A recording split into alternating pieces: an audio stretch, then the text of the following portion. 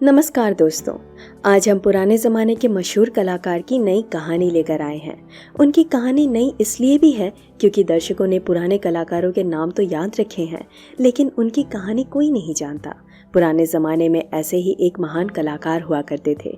उन्हें पंजाबी सिनेमा का पहला सुपरस्टार कॉमेडियन माना जाता है। यहाँ तक पंजाबी सिनेमा को कमर्शियल सिनेमा बनाने का पूरा क्रेडिट भी इन्हें जाता है। थे तो वे पंजाबी क्रिश्चियन, लेकिन उनका बात करने का तरीका देखकर दर्शक पहचान लेते थे कि इस कलाकार का नाम मजनू है। आप शायर आजम हजरत जिगर मुरादाबादी हैं? क्या कहा? मैं और जिगर मुरादाबादी? मजनू साहब की पर्सनल जिंदगी पर थोड़ी देर के बाद चर्चा करेंगे। उसके पहले जान लेते हैं कैसे बॉलीवुड ने इतने बड़े महान कलाकार को भुला दिया।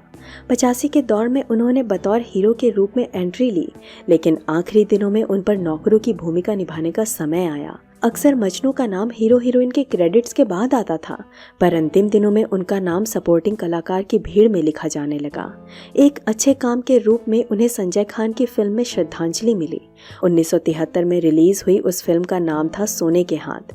इस फिल्म में मजनू ने ओम प्रकाश के नौकर की भूमिका निभाई थी।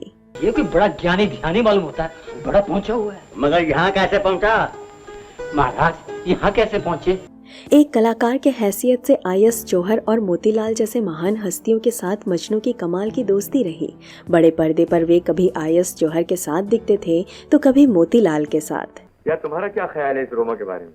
अरे मैं तो शुरू ही से कह रहा था कि जवाब नहीं इस लड़की का सारे शहर में। तो फिर कोई तरकीब निकालो ना यार इससे मिलने की। तरकीब?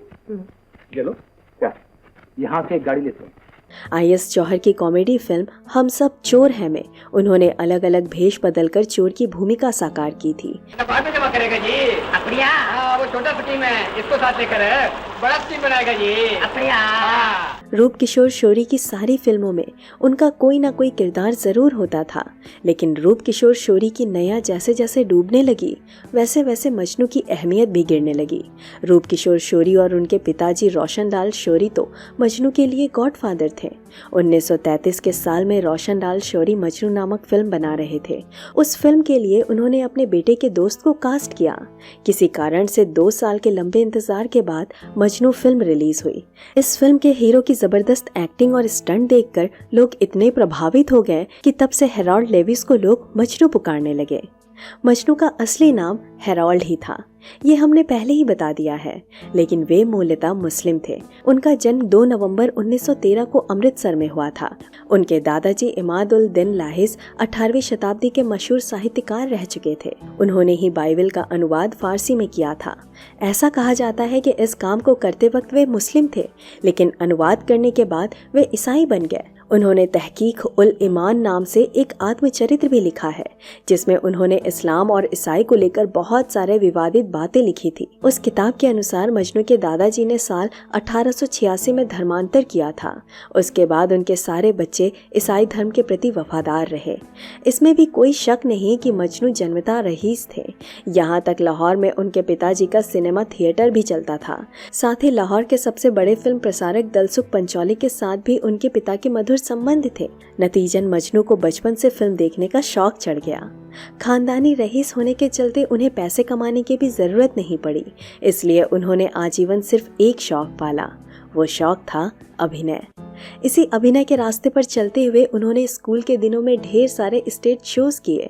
उसके अलावा वे सर्कस कंपनी के लिए जोकर का काम भी करते थे। ये काम बस वे इसलिए करते थे क्योंकि उन्हें लोगों को हंसाना अच्छा लगता था। धीरे धीरे लाहौर के बड़े बड़े फिल्मकार और कलाकार मजनू के दोस्त बन गए। आखिरकार 1928 में वे मुंबई आ गए, लेकिन यहाँ काम न मिलने के चलते वे कलकत्ता चले गए। उस वक्त रूप कुमार के पिताजी रोशनलाल का कलकत्ता में सोरी प्रोडक्शन नाम से स्टूडियो चलता था। दूसरी तरफ रूप किशोरी ने भी अपने दोस्त के बारे में पिताजी को सूचित कर लिया था, तो इस तरह उन्हें अपनी पहली फिल्म मजनू मिल गई। कलकत्ता में उन्हें न सिर्फ अपनी मंजिल मिली बल्कि जीवन साथी भी मिल गया। जी हाँ, उस वक्त की एक चर्चित हीरोइन राधा रानी के साथ उन्होंने प्रेम विवाह किया और दोनों मिलकर लाहौर आ गए। फिर 40 और 50 के दशक में शोरी तथा पंचौली के साथ मिलकर मजनू ने पंजाबी फिल्म जगत की स्थापना कर ली। दरअसल पंजाबी सिनेमा की शुरुआत करने वाले ढेर सारे लोग थे, लेकिन उन सब में मजनू का भी महत्वपूर्ण योगदान माना जाता है। बाद के दिनों में बंटवारा होने के बाद मजनू और बाकी पंजाबी कलाकार मुंबई आ गए। फिर सेठ रामदास के पास आगे उसका बड़ा माल हजम कर चुके हैं यार। अरे भाई अब बिल्कुल आखिरी दफा, यानी अंग्रेजी में last but one. Very good. Mumbai में उनके नाम पहली फिल्म साल 1948 में रिलीज हुई। उस फिल्म का नाम था एक थी लड़की। इस फिल्म के बाद मजनू ने इसी प्रकार का अभिनय करना जारी रखा। साथ ही बाकी पंजाबी कलाकारों की तरह मजनू ने भी पंजाबी सिनेमा का दामन छोड़ा नहीं। चमन, पोस्ती, वैशाखी, जुगनी जैसे लगभग 30 से भी अधिक पंजाबी फिल्मों में मजनू ने अलग अलग किस्म के किरदार निभाए थे। यहाँ तक उन्होंने खलनायकी वाले किरदार भी नहीं छोड़े। कम दा फिक्र ना कर बेबे, इन्नी उम्र जे नहीं कीता ते नहीं कीता, पर हुन कुछ ना कुछ करके वखावांगा। बेशक उनकी फिल्मोग्राफी आपको इस वीडियो के डिस्क्रिप्शन में मिल जाएगी, लेकिन आखिर में ये कहना ज़रूरी है कि आईएस जौहर के अलावा किसी भी बड़े फिल्मकार ने मजनू के कंधे पर हाथ नहीं रखा। मजनू जैसे सैकड़ों कलाकार मिल जाएंगे। खैर, मजनू का देहांत 1973 में हुआ था। उनके बेटे अशोक मजनू भी लेखक थे। दुर्भाग्य से 1995 में वे भी इस दुनिया से चले गए।